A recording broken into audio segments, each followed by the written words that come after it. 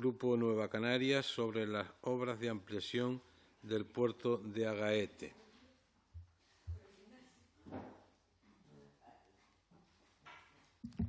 Gracias, señor presidente. Señora consejera, aquí nos encontramos 5 meses más tarde hablando de lo mismo, de la ampliación del puerto de Agaete.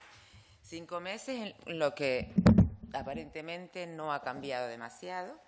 La única diferencia entre aquello, porque además coincidió el 20 de noviembre, o sea, mañana, 5 meses, lo que le decía era que desde el 4 de agosto anterior no había habido ningún movimiento. El 4 de agosto se había abierto, había sido la apertura del sobre número 2, el de los criterios subjetivos, y bueno, pues a 19 de abril del 2016 lo único que tenemos nuevo es la apertura de los criterios objetivos y de la oferta económica.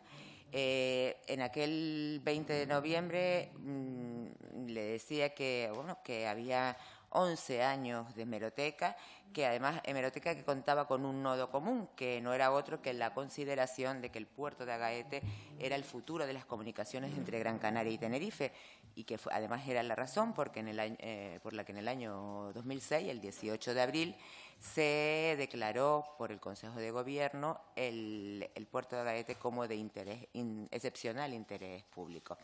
Y le reitero, ya son 11 años de un pasito para adelante, 2 pasitos para atrás. Porque además es que no solo es el que no camine el puerto de Agaete, sino que esta paralización es la que ha impedido la consecución de uno de los principales objetivos del Gobierno de Canarias, que era el posibilitar la libre competencia en el transporte marítimo insular.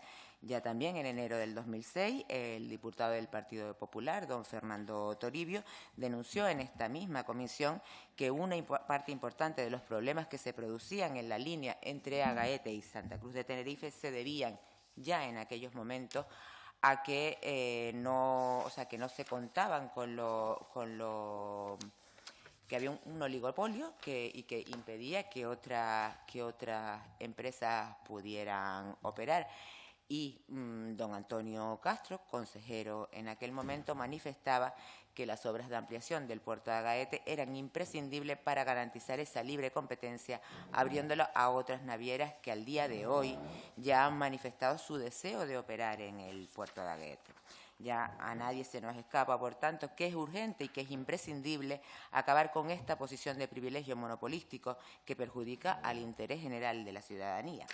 Como también sabe, y porque también se lo dije en aquel momento en la anterior intervención, el 1 de enero del 2018 tiene que justificar el 31,98% del coste de la actuación, que no es otra cantidad que la de 16,4 millones de euros. Y yo, permítame que le diga, a estas alturas de las películas, yo esto de momento lo veo bastante complicado.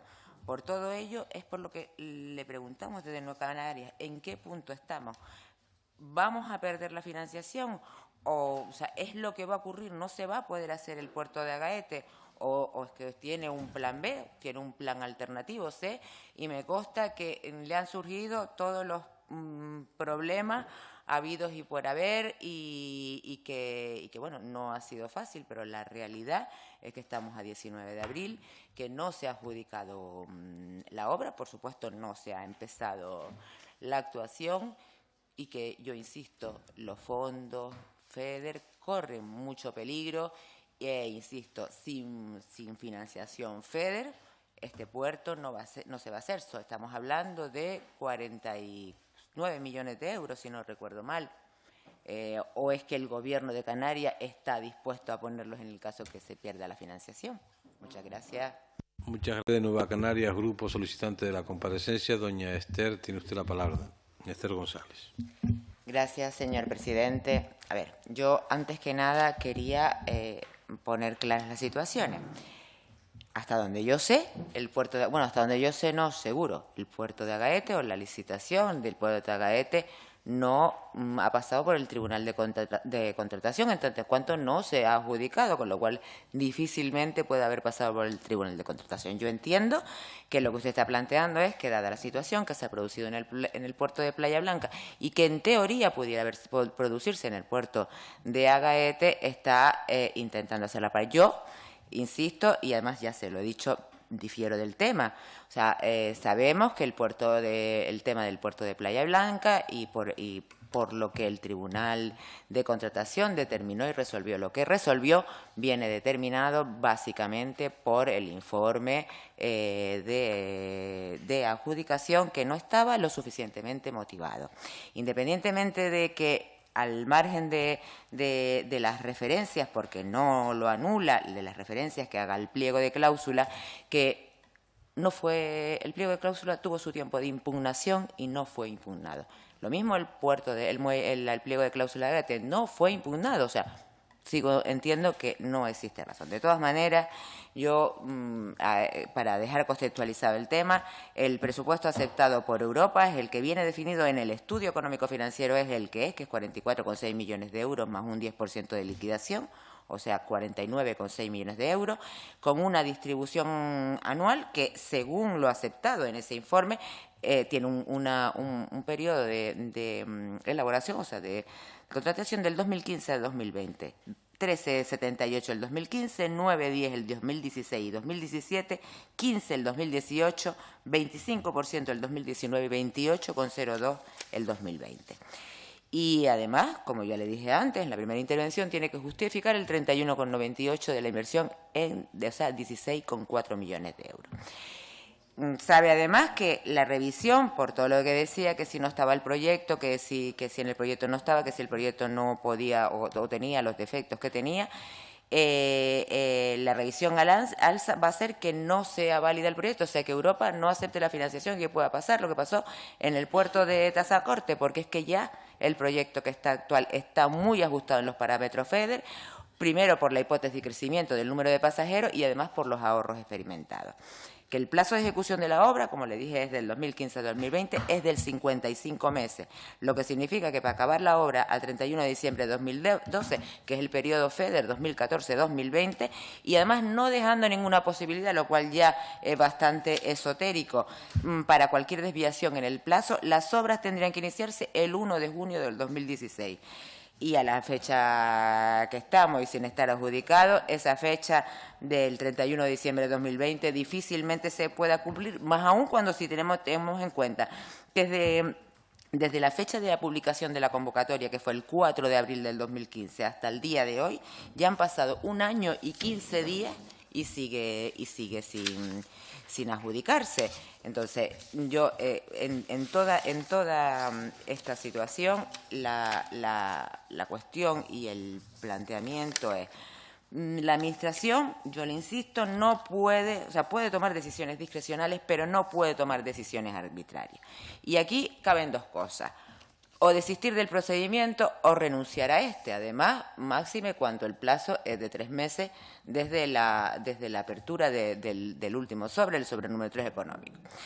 Para desistir del procedimiento hay que quedar muy justificado que existe una infracción en las normas que regulan la preparación del contrato, llámese mala de redacción de los pliegos, cláusulas discriminatorias o mala configuración de los criterios de adjudicación, o de las normas que regulan el procedimiento de adjudicación, que se ha omitido la fiscalización o la publicación de la convocatoria, por ejemplo. Y esto no ha ocurrido. Además, se debe justificar que la infracción es insubsanable. Entiendo que yo en este caso no existe ninguno de estos hechos, entonces razona, como ya le dije antes, porque no ha habido impugnación, ¿no? Y si en el caso de desistir, lo que se quisiera es renunciar, esto solo se puede hacer por razones de interés general, debidamente justificadas. Y además entiendo que no existe motivación, porque lo que no esté contenido el proyecto, que fue lo que ya hablamos también en la comparecencia que tuvimos el 20 de noviembre, lo que no esté contenido en el proyecto original, o porque no se encuentra en el proyecto, o porque no están las mejoras que prevé el pliego, existe posibilidad de llevarlo a cabo con futuras licitaciones financiadas, entre otras, con las bajas que se pueda suscitar en esta licitación. Lo que yo entiendo por eso que queda aprobado que en cualquiera de los planteamientos no se produciría una infracción insubsanable y que precisamente lo que aconseja la buena y eficiente gestión de los fondos públicos es no desistir ni renunciar para no perder la financiación. Además, porque hay que tener en cuenta que tanto en un caso como en el otro, en el de la renuncia o en el del desistimiento, debe compensarse a los licitadores por los gastos en que hubieran incurrido según los principios generales que rigen la responsabilidad de la Administración. Yo, lo que me comenta con respecto a la consejera de Hacienda, que le ha dicho que no hay problema, que los fondos no se van a perder y que incluso se podría replantear o reprogramar la actuación, discúlpeme, pero yo tengo mis serias dudas. Yo he gestionado fondos europeos durante mucho tiempo y los fondos europeos se pierden. O sea, si no se hace en tiempo y en las condiciones que se ha establecido en el programa, en la actuación que Europa ha aceptado, los fondos se pierden. En cualquiera de los casos, no dudo que se lo haya dicho, pero yo quiero saber esta contestación porque ya mi grupo parlamentario presentará, le preguntaremos directamente a ella que nos diga a cuánto tiempo es el plazo máximo y cuál es la fecha máxima de finalización de las obras para garantizar que los fondos no se pierdan, porque hay una realidad, estos 49,06 millones de euros financia el 85% Europa. Si Europa no lo financia, si los FEDER se pierden, pues a lo mejor habría que preguntar si el Gobierno de Canarias los va a poner. Yo, en cualquier caso, y aparte de las actuaciones que vamos a hacer desde mi grupo parlamentario, yo lo que le insisto, señora consejera, es que tome todas las medidas necesarias que garanticen que no se pierdan los fondos europeos destinados a la financiación del puerto de Gaeta y que alguna vez la obra pueda ver la luz, como dijo el portavoz del Partido Popular, 16 años en un palante para adelante y para detrás. Y en cualquiera de los casos, creo que, bueno, eso es su decisión, pero vincular el puerto de Agaete al puerto de Playa Blanca, de verdad, insisto, creo que no es una medida necesaria. Muchas gracias.